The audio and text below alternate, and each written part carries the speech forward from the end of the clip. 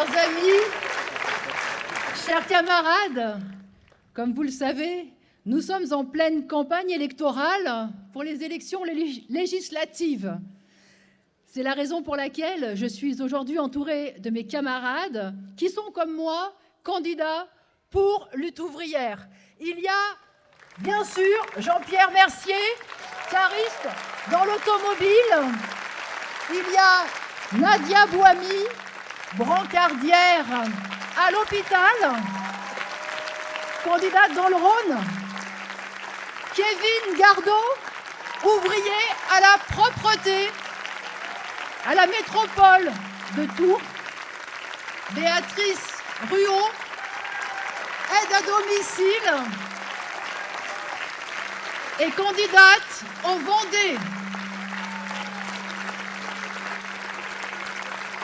Je n'ai bien sûr pas le temps de tous les citer, et la scène n'est pas assez grande pour faire monter les 554 candidats que nous présentons, mais j'en profite pour tous les saluer, ainsi que leurs 554 suppléants.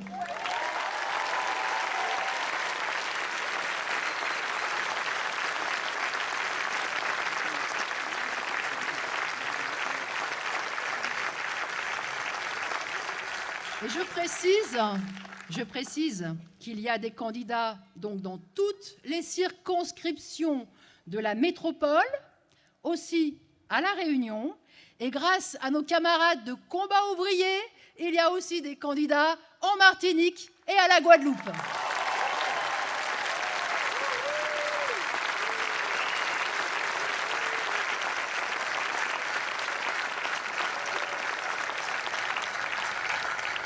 Tous nos candidats sont à l'image du monde du travail. La plupart sont en activité, d'autres au chômage ou entre les deux. D'autres encore sont à la retraite ou à l'inverse, étudiants. Il y a tous les statuts, des salariés du privé, des fonctionnaires, des indépendants aussi, des chauffeurs de taxi, des informaticiens freelance. Et à l'image des classes populaires, ils ont souvent des origines qui les rattachent aux quatre coins du monde. Aucun n'est politicien professionnel et aucun ne vendra ses convictions ou sa révolte contre le système capitaliste pour faire carrière.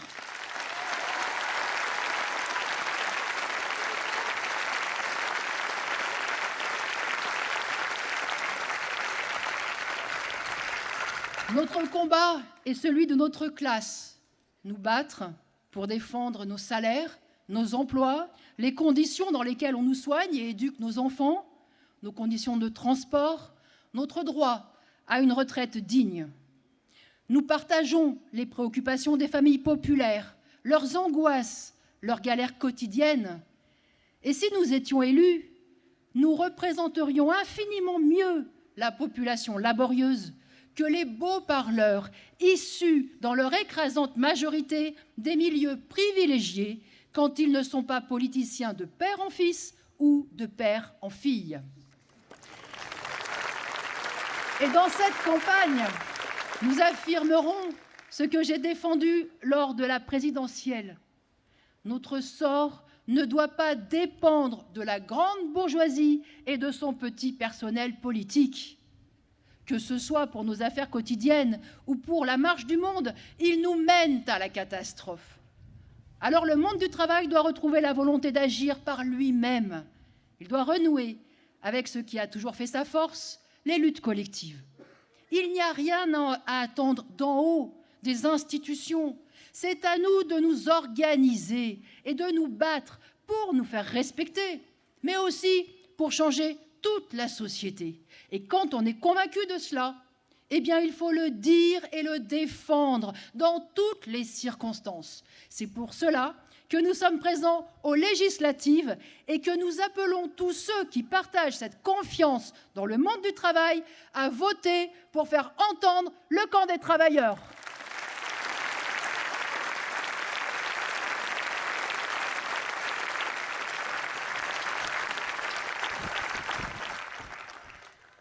Macron est donc investi pour un second mandat.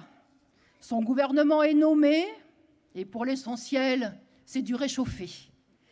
Mais avec toutes les casseroles que les uns ou les autres se trimballent, avec les emballements et les polémiques dont le monde politicien et médiatique ont le secret, les commentateurs passent des heures à commenter un spectacle où il ne se passe rien. Pendant ce temps, toute l'économie est en train de se détraquer. Les prix s'envolent à la pompe à essence comme dans les rayons des supermarchés. C'est une catastrophe pour tous ceux qui n'arrivaient déjà pas à joindre les deux bouts, et elle le devient pour des millions d'autres. Et à quoi avons-nous droit du matin au soir? À des leçons de consommation. Comment acheter malin, comment réduire le prix du caddie ou chasser les promos. Ah, pour que les pauvres se serrent la ceinture, il y en a toujours qui ont des idées. Mais quand le kilo de tomates vaut 5 €, quand le prix de l'huile ou du poulet double, il n'y a pas le choix, il faut se priver. Quand l'essence est à 2 € le litre, il faut rouler moins ou laisser la voiture au garage. Et ce n'est que le début. Tout se conjugue pour aggraver le chaos économique. La désorganisation consécutive au Covid, la guerre en Ukraine et les sanctions économiques contre la Russie, les confinements en Chine et la paralysie d'une partie des échanges internationaux, la sécheresse et les épisodes de chaleur. Et, en plus de tout, la spéculation. Parce que les prix n'augmentent pas tout seuls. Une fraction de la classe capitaliste en est à l'origine. Le tournesol vient certes de Russie et d'Ukraine, mais c'est avec les récoltes de l'an dernier qu'a été fabriquée l'huile qui vient d'augmenter de 40%. C'est le pétrole acheté il y a des mois qui nous est vendu aujourd'hui à prix d'or. Pour le plus grand bonheur du secteur pétrolier et de Total Énergie, qui a multiplié par 2 ses profits. Certains artisans et commerçants hésitent à répercuter l'augmentation de leurs charges sur leurs propres prix. Mais ce n'est pas le cas des groupes capitalistes les plus puissants. Les trusts automobiles, par exemple, ont pris les devants en augmentant considérablement les prix des voitures. Dans les crises, les gros ont toujours les moyens d'imposer leurs lois. Mieux, ils trouvent de nouvelles opportunités pour profiter de la situation. Et ce que l'on appelle l'inflation est une injustice de plus, un prélèvement de plus sur les travailleurs qui s'ajoute à l'exploitation et qui nous appauvrit. Tout cela au profit de la minorité capitaliste qui domine l'économie. C'est donc un enjeu de la lutte de classe, un enjeu qui prend aujourd'hui une importance cruciale. Eh bien, cette lutte de classe, il faut la mener. Depuis trop d'années, nous laissons la classe capitaliste encaisser les profits que nous produisons collectivement. Aujourd'hui, nous n'avons plus le choix. Pour ne pas nous appauvrir, il faut que nous nous battions pour que ces profits nous reviennent en salaire et en pouvoir d'achat. Dès que les prix augmentent, il faut augmenter les salaires, les allocations et les pensions de retraite, bien sûr, de la même proportion.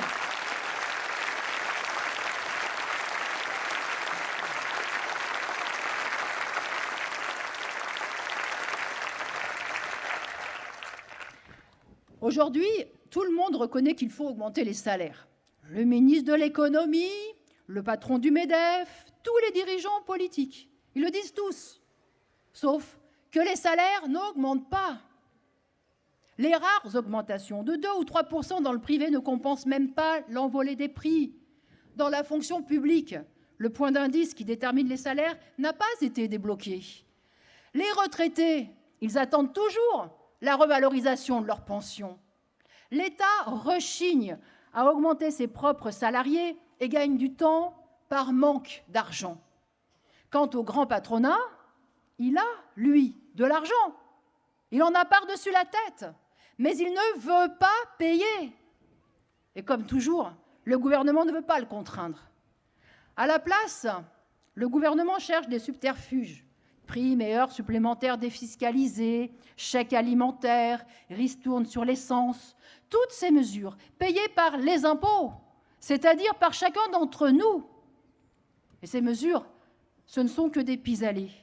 Elles ne sont pas prises pour que l'on ne s'appauvrisse pas, mais pour que l'on supporte cet appauvrissement, alors même que les profits faramineux se sont accumulés l'année dernière. L'année 2021 fut même une saison exceptionnelle pour la grande bourgeoisie. En témoignent les 160 milliards comptabilisés par les entreprises du CAC 40 et les 80 milliards distribués à leurs actionnaires. Alors oui, il y a de l'argent pour augmenter les salaires, il y a de l'argent pour les retraites et il y a même de l'argent pour embaucher. Et pour en finir avec ce chômage de masse, il faut prendre sur les profits du grand patronat. Toutes les entreprises ne seraient pas en mesure de le faire ? Eh bien, qu'elles fassent la transparence sur leurs comptes, qu'on lève le secret des affaires et on verra qui fait son beurre sur le dos des autres. Ces derniers jours ont connu plusieurs grèves, dont celle emblématique à Châtellerault de 550 couturières fabriquant des sacs Vuitton. C'est entre autres grâce à leur travail que Bernard Arnault, vous savez, l'homme le plus riche de France, a encaissé 2 SMIC à la minute au titre de ses bénéfices de 2021. Eh bien, ces ouvrières n'ont pas accepté l'aumône proposée par leur patron. Elles ont fait grève pendant 3 jours et elles ont non seulement arraché 100 € net d'augmentation, mais elles ont fait la preuve que lorsque l'on se bat unis et déterminés, eh bien oui, on peut forcer le grand patronat à mettre la main au portefeuille.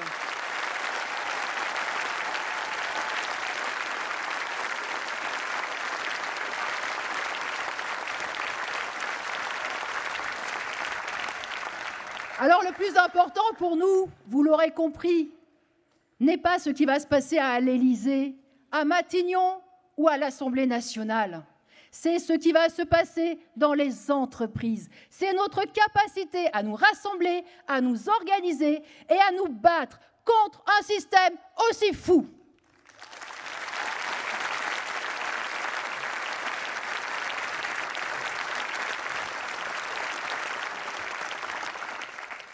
Il va falloir que le monde du travail retrouve sa combativité parce que la crise s'aggrave.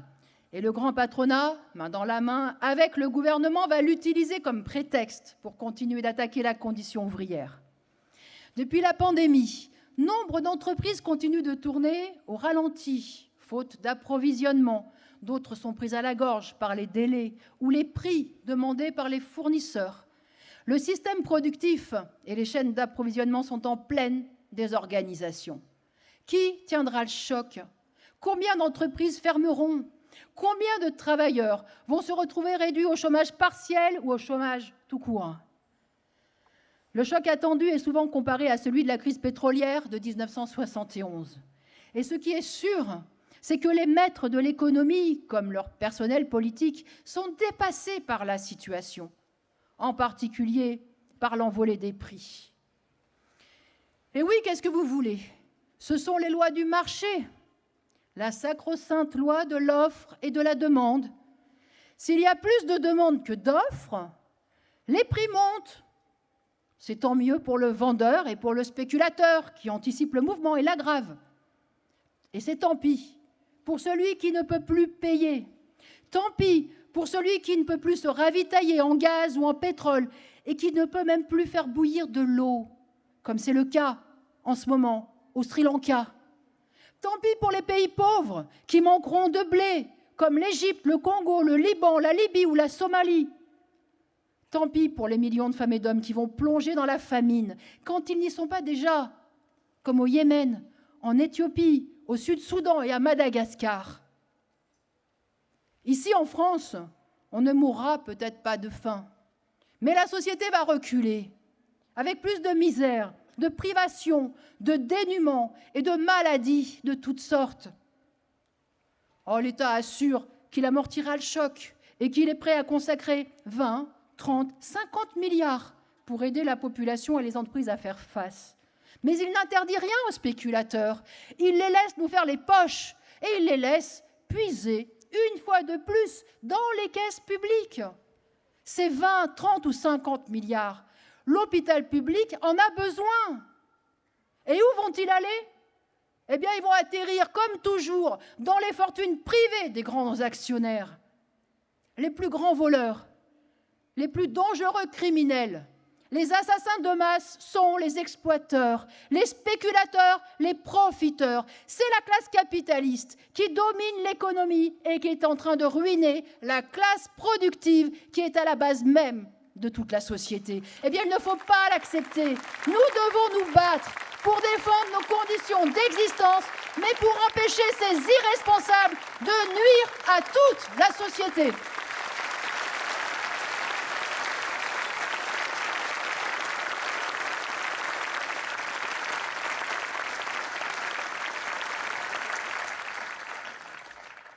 On le voit à l'échelle internationale. Si nous laissons faire les gouvernements, leurs états-majors, leurs diplomates et tous ceux qui s'activent dans leur ombre, nous courons droit vers une nouvelle guerre mondiale. Parce que la guerre en Ukraine n'est pas seulement une guerre de plus. Elle met aux prises deux grandes puissances, la Russie et les États-Unis, et elle est déjà en train de se généraliser. Le simple fait que tous les pays soient forcés de se positionner crée un système d'alliance qui prépare l'étape suivante, celle d'un affrontement concernant bien d'autres pays. Personne d'ailleurs ne se risque à dire où nous en serons dans 1, 2 ou 3 mois. Tous les militaires, et ils sont de plus en plus nombreux à se succéder désormais sur les chaînes de télé, eh bien tous ces militaires nous expliquent que la guerre a sa propre logique et qu'un engrenage militaire peut mener à la future guerre mondiale. Et ils ne s'amusent pas seulement à nous faire peur. Les Biden et compagnie sont loin de tout maîtriser. Poutine ne s'est-il pas trompé sur la volonté et la capacité de résistance des Ukrainiens? Et on le sait, les dirigeants sont capables de plonger le monde entier dans les pires barbaries. Ils l'ont fait par 2 fois au XXe siècle. La Première Guerre mondiale devait être, de l'avis de tous ceux qui l'ont vécue, la der des der, c'est-à-dire la dernière des dernières. Eh bien, 20 ans plus tard, les mêmes dirigeants ont été impuissants à empêcher la Seconde Guerre mondiale. Les images qui nous viennent d'Ukraine nous rappellent que l'horreur est à 2 jours de voiture. Mais cette guerre s'installe comme un bruit de fond, un drame de plus, qui ne nous concerne que de loin. C'est une erreur. Cette guerre a déjà des répercussions décisives sur nos vies, et la France y est militairement engagée. Le gouvernement français s'enorgueillit de livrer les canons César, qui tirent à 40 km avec une précision excellente, paraît-il. 500 militaires français sont déployés en Roumanie. Le porte-avions Charles de Gaulle est en faction dans la Méditerranée dans le cadre de cette guerre. Qu'on le veuille ou non, la France y a les 2 pieds dedans. Et elle ne s'y est pas engagée pour défendre l'indépendance et la liberté de l'Ukraine. Macron se moque autant de la population ukrainienne que de la population malienne, que l'armée française était censée sauver et dont elle s'est fait détester, ce qui l'a forcé d'ailleurs récemment à se retirer du Mali. En Ukraine, la France joue les seconds couteaux dans ce qui est une guerre impérialiste.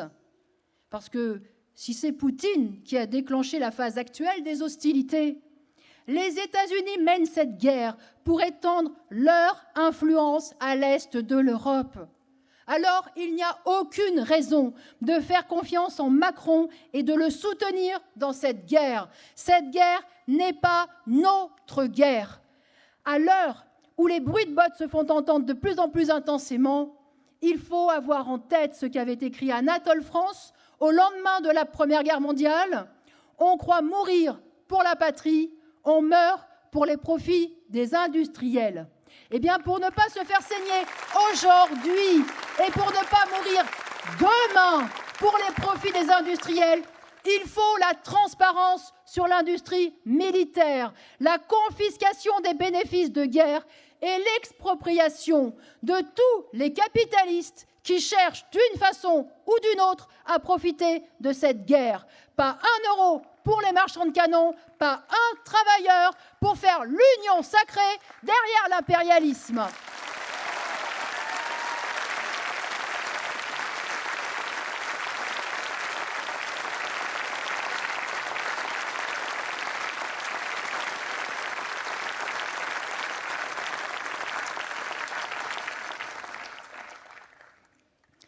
Face à la crise et au coût redoublé du grand patronat, la perspective purement électorale de l'union de la gauche, incarnée aujourd'hui par la NUPES, est dérisoire. Et ce ne sont pas les tripatouillages et accords d'appareil orchestrés par Mélenchon qui peuvent donner une boussole politique aux travailleurs. Mélenchon a toujours expliqué que la Ve République était à jeter parce que le président de la République était un monarque concentrant tous les pouvoirs pendant que le Parlement n'en avait aucun. Il nous dit maintenant que les législatives peuvent être décisives, qu'elles peuvent le porter Premier ministre et que tout cela peut changer. Il demandait hier la sortie de l'OTAN. Mais aujourd'hui, il est prêt, en tant que Premier ministre de Macron, à y rester et à mener les guerres que Macron a décidées et décidera pour les intérêts de la bourgeoisie française. Hier encore, que disait Mélenchon de ses anciens petits camarades du Parti socialiste? Qu'avec la loi El Khomri, les privatisations et les gâteries offertes aux capitalistes, ils étaient passés dans l'autre camp. Que le PS était bon pour le musée des Antiquités. Eh bien, les voilà bras dessus, bras dessous, pour changer l'histoire, nous disent-ils. Faute de lutte collective et de confiance dans nos propres forces, bien des travailleurs et des syndicalistes s'accrochent à ces illusions électorales et donc à l'union de la gauche. Et ils ferment les yeux sur ces revirements opportunistes en estimant que, de toute façon, ça ne peut pas être pire. Eh bien si, cela peut empirer parce que la crise s'aggrave. La réalité, c'est qu'il n'y aura pas de moins pire dans cette période de crise si nous ne forçons pas la grande bourgeoisie à reculer. Pour déployer un grand plan d'urgence pour l'hôpital, il faut faire payer la grande bourgeoisie pour assurer ne serait-ce que le nombre de remplaçants nécessaires dans l'éducation nationale. Il faut faire payer la grande bourgeoisie. Pour garantir des retraites dignes de ce nom aux anciens, il faut la faire payer. Il n'y a pas 36 solutions. C'est eux ou c'est nous. Ce sont les actionnaires de Sanofi ou les auxiliaires de vie et les aides-soignantes. C'est Bernard Arnault ou les ouvrières de la maroquinerie, les propriétaires d'Accor et ses clients des hôtels de luxe, ou les femmes de chambre. Ce sont les actionnaires d'Orpea et de Corian, ou les résidents et le personnel des EHPAD. Il ne peut pas y avoir de progrès pour le monde du travail et pour la société en général sans affrontement avec la grande bourgeoisie. C'est à cela qu'il faut préparer le monde du travail aujourd'hui.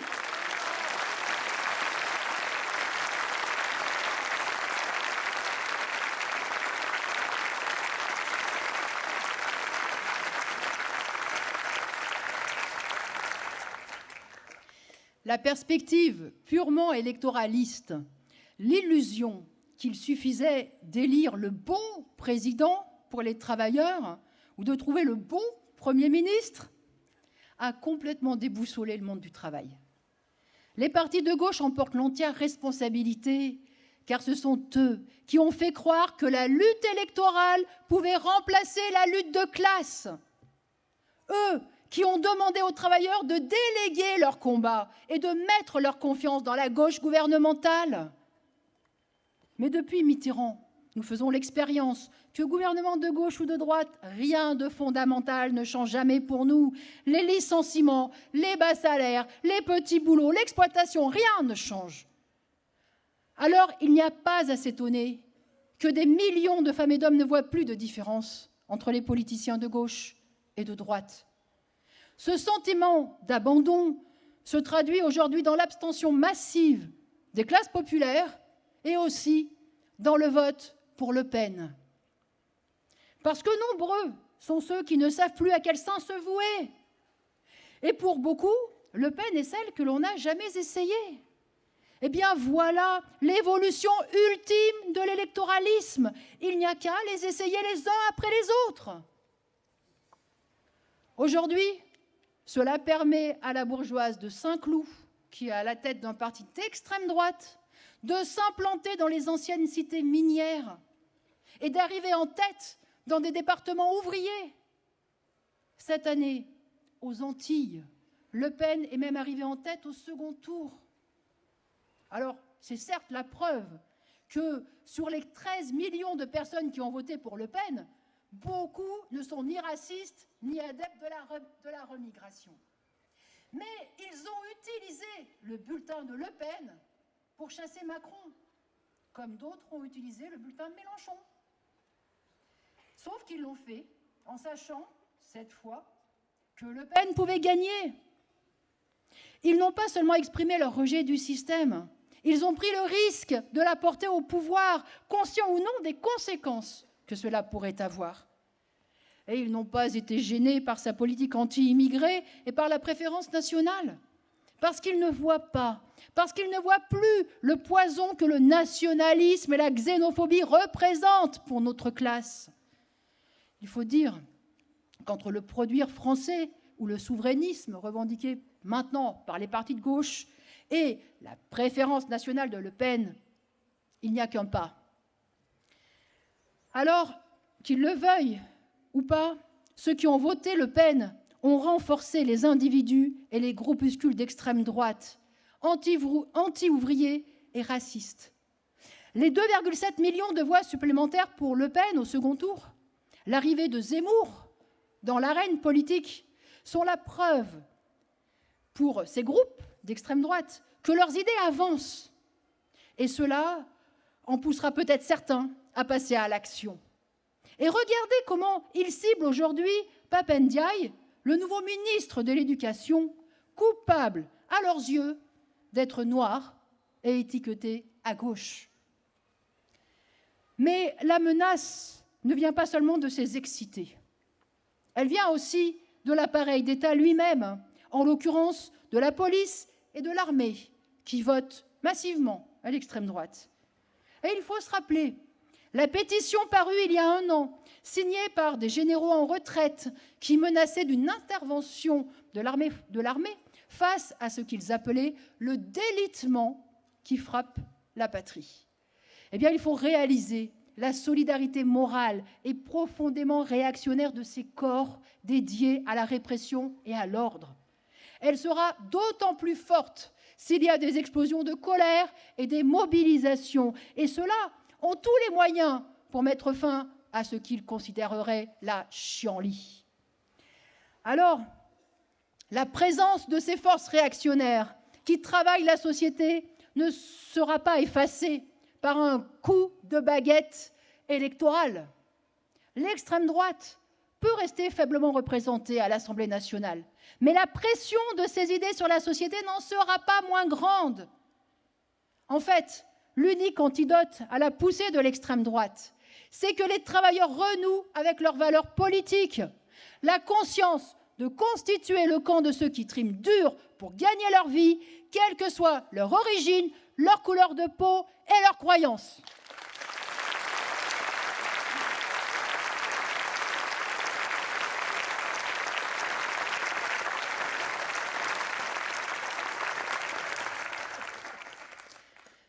À bien des égards, la période actuelle rappelle les années 1930. L'économie mondiale en faillite, la montée du fascisme et la marche à la guerre. Mélenchon et la nouvelle union de la gauche prétendent d'ailleurs lutter contre cette montée de l'extrême droite en reproduisant ce qu'a fait le Front populaire en 1936. Eh bien, ils réécrivent l'histoire. En 1934, les ligues fascistes s'inspirant de l'Italie, de Mussolini et de l'Allemagne nazie se développaient en France aussi. Quand certaines tentèrent, le 6 février 1934, de marcher sur l'Assemblée nationale, ce fut un électrochoc pour la classe ouvrière organisée, qui était divisée entre 2 grands partis ouvriers de l'époque, le Parti communiste et les socialistes. Sans attendre la permission de leurs chefs respectifs, ils imposèrent l'unité par en bas, dans les manifestations et dans les entreprises. Ce sont les travailleurs en action, les travailleurs mobilisés, qui coupèrent l'herbe sous le pied de l'extrême droite et qui donnèrent l'élan de la victoire électorale, pas l'inverse. Et ce n'est pas la victoire électorale du Front populaire et de Léon Blum, le 3 mai 1936, qui donna les congés payés. La mesure n'était même pas inscrite au programme du Front populaire, tellement ce programme d'alliance entre communistes, socialistes et radicaux était modéré. Les congés payés furent obtenus par la grève générale et par les occupations d'usines de mai-juin 1936, qui se répandirent comme une traînée de poudre dans tout le pays. L'ampleur des concessions fut à la mesure de la surprise et de la peur de la bourgeoisie française, qui se précipita la première à la table des négociations. Le gouvernement du Front populaire fut utile, oui, pour sauver la mise à la bourgeoisie, les 200 familles, comme on disait à l'époque, pour canaliser la grève et pour que les ouvriers ne contestent pas la propriété privée des usines qui étaient occupées et qui auraient très bien pu être lancées pour le seul compte des travailleurs. À l'époque, c'est le PCF et son chef, Thorez, qui mit tout son poids dans la balance pour faire reprendre le travail. Parce que, comme il le disait si bien, il faut savoir terminer une grève et tout n'est pas possible. Telle une douche froide, le gouvernement du Front populaire refroidit les ardeurs des travailleurs qui venaient pourtant de mesurer l'immense force de leur classe sociale. Au même moment, la révolution espagnole était trahie par ses chefs réformistes et conduite elle aussi sur une voie de garage par la même politique dite du Front populaire, d'ailleurs. Avec la victoire de Franco en Espagne, la neutralisation des travailleurs en France, les régimes fascistes se trouvèrent renforcés et 3 ans après la grande victoire des congés payés, c'était la guerre mondiale. L'humanité a payé par une guerre mondiale. Les révolutions manquaient de ces années-là. Voilà la véritable histoire du Front populaire. Alors oui, à nous aussi, elle nous sert de modèle, mais de modèle de ceux qu'il faut combattre. Il faut s'opposer politiquement à tous ceux qui se prétendent du côté des travailleurs, mais qui ne sont pas déterminés à combattre la bourgeoisie et à renverser son pouvoir. Il faut vouloir renverser le capitalisme. Et tous les politiciens de gauche qui affirment encore pouvoir le réformer, l'amender et l'encadrer ne sont pas dans le camp des travailleurs.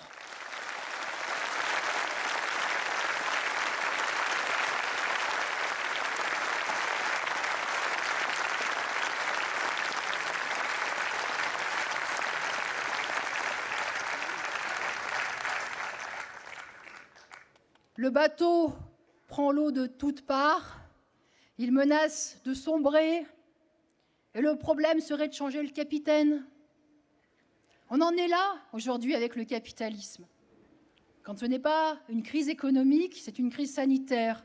Quand on sort d'une crise sanitaire, c'est une guerre. Et tout cela sur fond d'une crise climatique dont les conséquences sont déjà dramatiques pour des millions de personnes. Alors même que la société n'a jamais été aussi riche, la Terre est devenue une maison de fous. Beaucoup de gens, y compris des jeunes, comprennent qu'il n'y a plus le temps pour la politique des petits pas. Tous ceux qui sont déjà confrontés aux guerres ou à l'urgence de la misère voient leur vie ne tenir qu'à un fil. Et combien réalisent l'impasse dans laquelle nous plonge le capitalisme? Alors à tout cela, il faut dire que nous ne sommes pas éternellement condamnés à ce système capitaliste. Il faut leur dire qu'un autre monde est possible et que c'est à nous de le construire. Rien n'indique que la révolte soit sur le point d'arriver. Et pourtant, le renversement de l'ordre bourgeois est une nécessité. À la propriété privée d'une toute petite minorité, il faut opposer la perspective de la collectivisation des grands moyens de production. Au pouvoir politique de la classe bourgeoise, il faut opposer le pouvoir des travailleurs. Au capitalisme, il faut opposer la perspective révolutionnaire du communisme.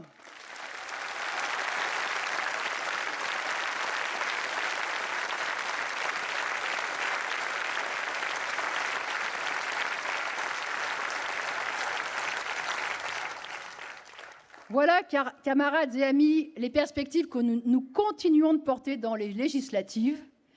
Dans cette période de crise et de guerre, dans cette période de recul politique et de montée de l'extrême droite, nous sommes particulièrement fiers de montrer qu'il existe à l'échelle de tout le pays un courant communiste révolutionnaire.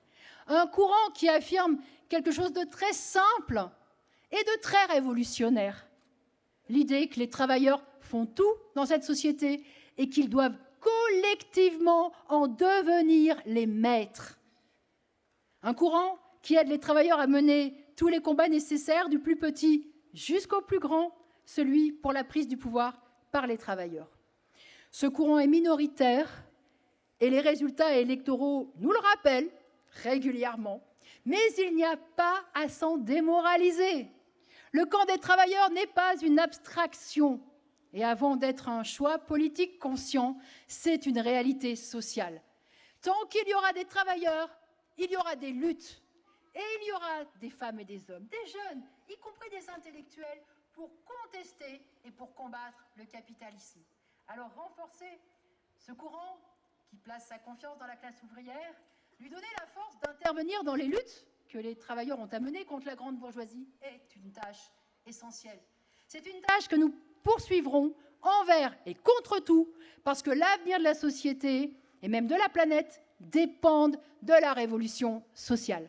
Alors à nous de préparer les esprits à la lutte collective, à nous de préparer les esprits à une lutte de classe encore plus féroce. Plus que jamais, ce sera eux ou nous, leurs marchands de canons ou nos hôpitaux, leurs profits ou nos conditions de vie. Alors camarades, bon courage pour les 2 semaines de campagne qui nous restent, et plus encore, bon courage pour les luttes du monde du travail qui nous attendent, et bien sûr, bonne fête, à commencer par tous ceux qui la découvrent cette année.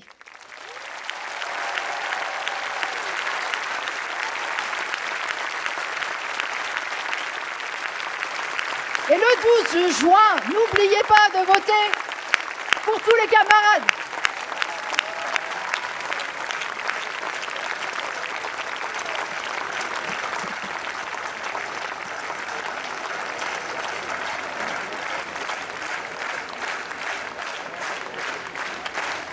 Et bien sûr, on va reprendre l'international. Debout les damnés de la terre,